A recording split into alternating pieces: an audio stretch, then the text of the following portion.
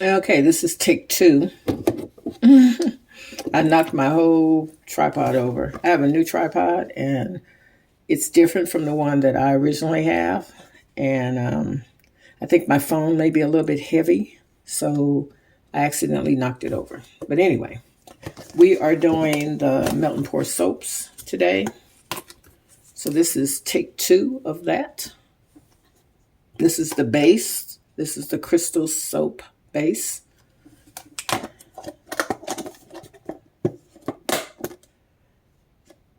Okay, so here is our loaf right here. This is our double boiler that we use. We do not use the microwave for the melt and pour. We do a double boiler where we have a larger pot with water in it and we put a smaller pot inside of that and we melt the base down. And we do it like that for the main reason is we can control the temperature a lot better than we can with the microwave. We were having trouble controlling the temperature with the microwave. The soap made the base was getting too hot and it was ending up scorching and it would be very rubbery. So we stopped doing it like that. And we started doing it with the double boiler, which gives us a lot more control over the temperature. And we can stay within the recommended temperature for the base. Okay, so we're cutting this up and we're just going to put this in here so it can melt down. And, you know, some people have success with the microwave. I was not one of those people. I did not have success with that method at all. Okay, we went through a lot of base and we ended up, you know, not being able to use the soap because it was too rubbery or something. So if you are new to my channel, can you please subscribe? We are trying to get our subscribers up. So if you could please subscribe so that you will know the next time we upload another video. Okay. So, all right. So we got that done. And I hope you guys can see. Yeah, you can see. Okay. So we're just going to let this melt down. And whichever method you use, whether you are using the double boiler method like I'm doing, or if you're using the microwave method, the one thing that you have to remember, it's hot. It's hot. The base is hot. Whichever method you're going to use, you want to be mindful of that because you do not want to burn yourself. Okay? So you want to take the necessary precautions so that you don't burn yourself. Okay? The microwave is hot and this method is hot. The pot is hot. Both of these pots get hot. Even though the flame is very low, they get hot. So you should have some, we use kitchen mittens to protect us so that we don't burn ourselves. And you want to have everything already close by so that when you get through with like melting this down, you can go immediately into the next phase of this. Okay? Immediately. You don't have to wait. Okay? So that's what we are doing. And I got this melt and pour from Candle Science. Yeah, I got it from Candle Science.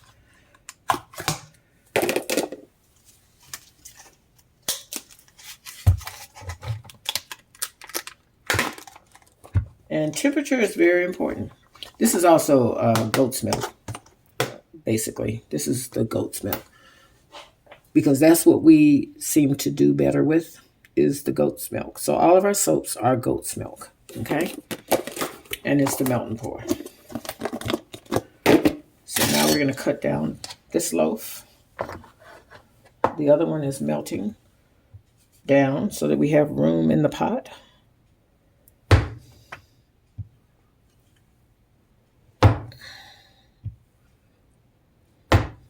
And, like there are a lot of different um, base melts out there. Find the one that works with you and, learn that one. Learn the temperature of that one. Like I started off using the goat's milk, so I know the temperature of the goat's milk. I have used the shea butter and I think it's the avocado, no, the olive oil base. So I do know the temperatures of those as well. The important thing is that you learn the temperatures. That's the most important thing because each one of the base have their own temperature. So you want to master the temperatures. That's what you want to master so that you can have rich lather in your soaps. Okay. The melt and pour already has a lot of your other ingredients in there. Like it already has the lye in there. It already has all the other stuff. So you don't have to worry about that. What you do want to be cautious of is adding a whole lot of stuff to it. Because you want the soap to lather. That is what I have found from people. That is what they look for. They look for lather. How is this soap going to lather? Okay, that's what they look for. Is how it's going to lather. The less ingredients you add, the more it will lather. Okay? Okay, so we got that in there. And it's melting down slowly. We have the flame pretty low so it can slowly melt. Okay? Staying within the temperature that it's supposed to be in. Okay?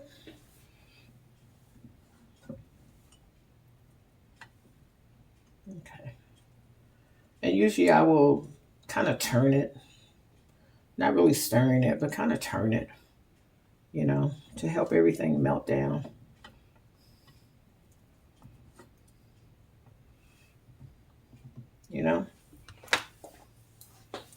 And like I said, my little dog is right up under my feet, so I have to be mindful of her being there because my dogs are not independent of me for some reason. They are very dependent on me, so they are under me all the time.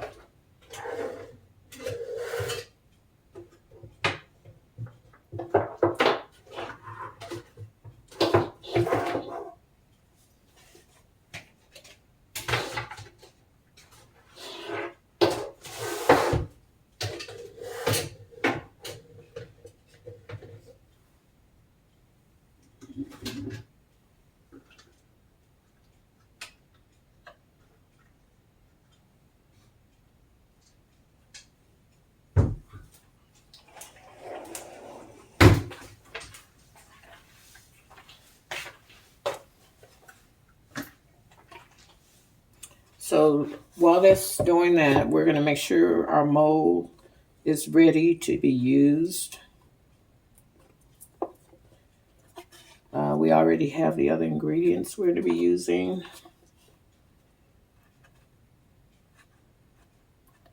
And we're going to make sure our mold is ready. So when it does melt, we can immediately pour it. Because if you're running around at the last minute trying to get your molds and stuff, those last minutes,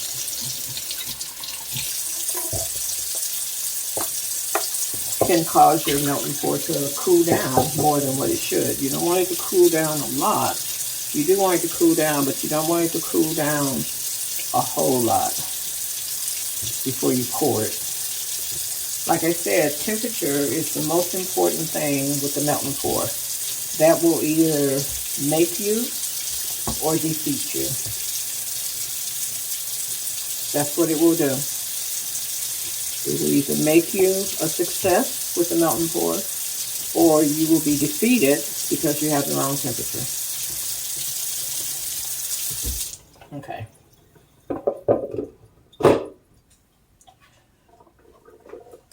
So we have our mold, and normally we will use 2 molds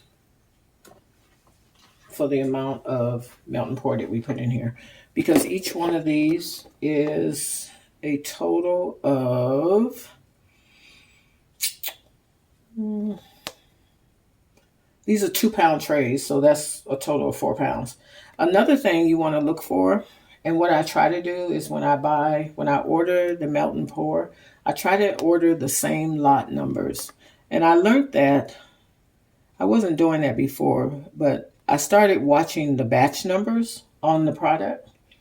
And I learned that from another soap maker, because it does make a difference. If you get 2 different batch numbers, it makes a difference on the temperatures.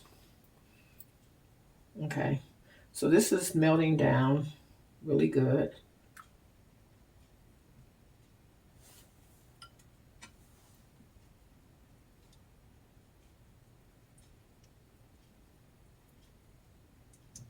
Okay.